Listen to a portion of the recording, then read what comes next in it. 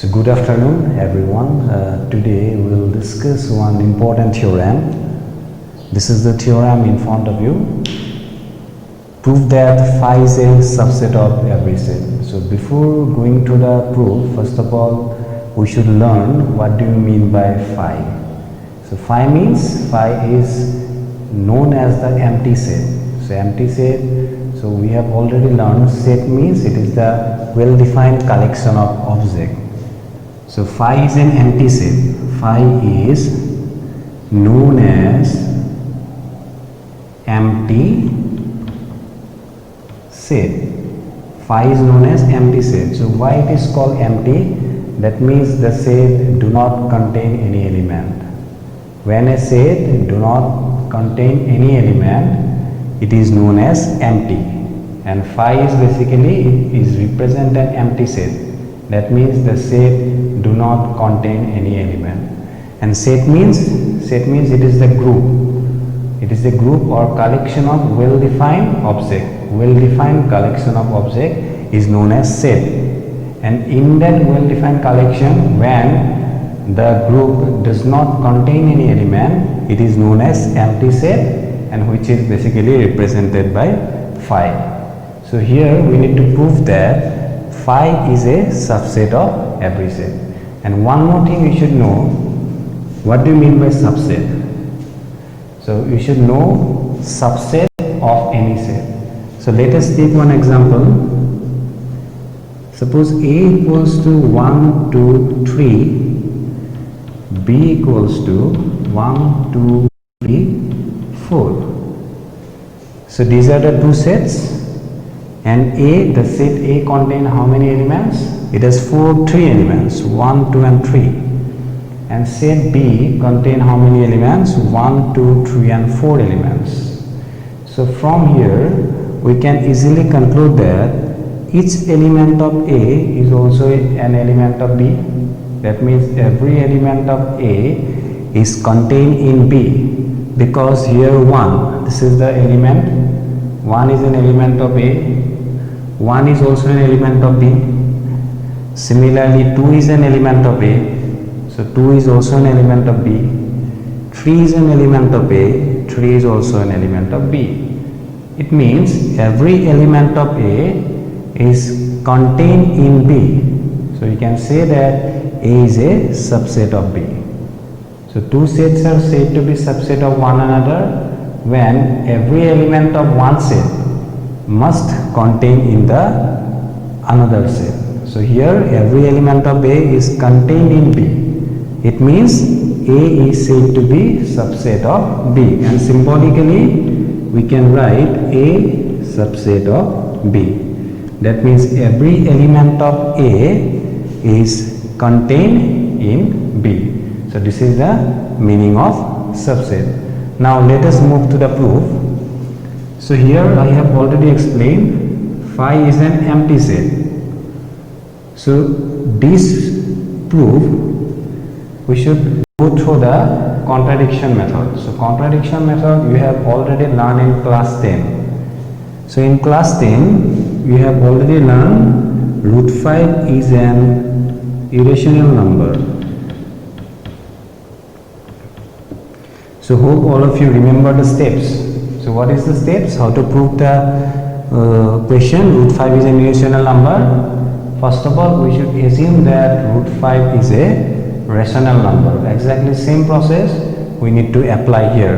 That means using the contradiction method, we should proceed the proof of the given theorem. So here it is given that phi is a subset of every set. So what should be the statement? We need to assume, let us assume that phi is not a subset of any set. So this is the statement we should write first. So let us assume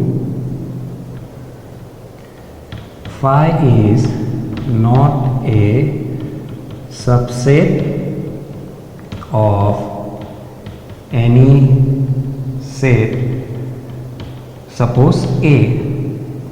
Phi is not a subset of any set A. If phi is not a subset of any set A, so what is the meaning? One more take example. Let us take one more example. Suppose A equals to 1 and 2, B equals to 1, 3 and 4.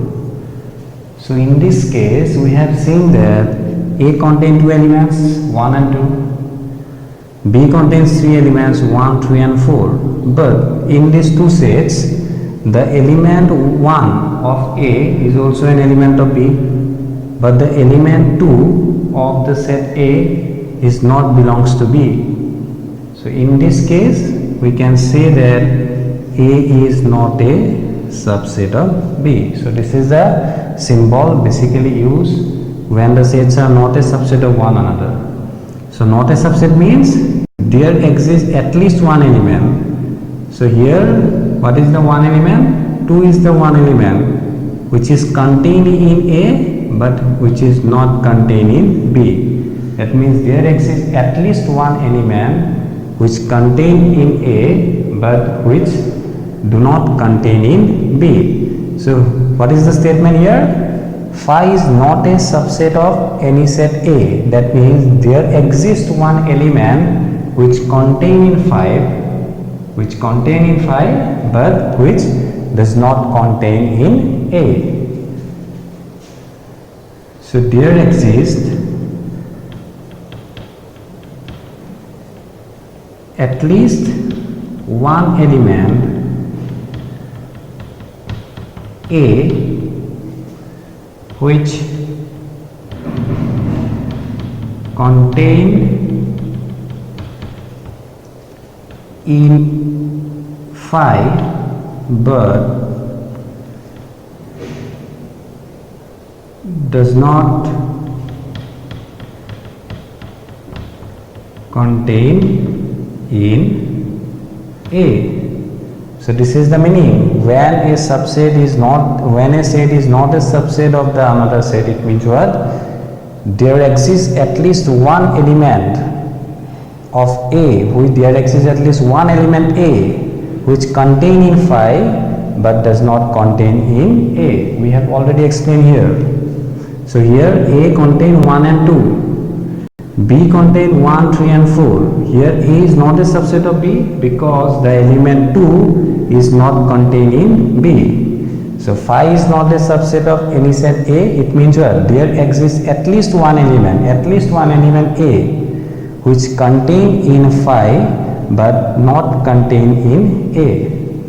Now I have already explained phi means the empty set. That means the set which do not contain in any element. But in the last statement we got phi has an element A. This element A is contained in phi. That means what? These statements are wrong, which is absurd.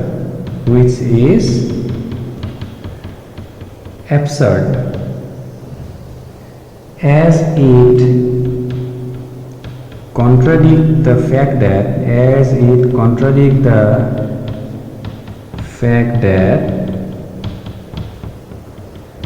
phi is an empty set. So which contradict the fact that phi is an empty set, because we know that phi is an empty set means it does not have any element. But in the last statement we get phi has an element A. That means this is the absurd. And why we get this absurd? Because our wrong assumption, which contradict the fact that phi is an empty set. Hence our assumption is wrong. Hence our assumption is wrong. So what is our assumption? Phi is not a subset of any set. This is our assumption. Phi is not a subset of any set. This is our assumption, and this assumption is wrong. It means phi is a subset of every set. Because phi is not a subset of any set, this assumption becomes wrong. It means what? phi is a subset of every set.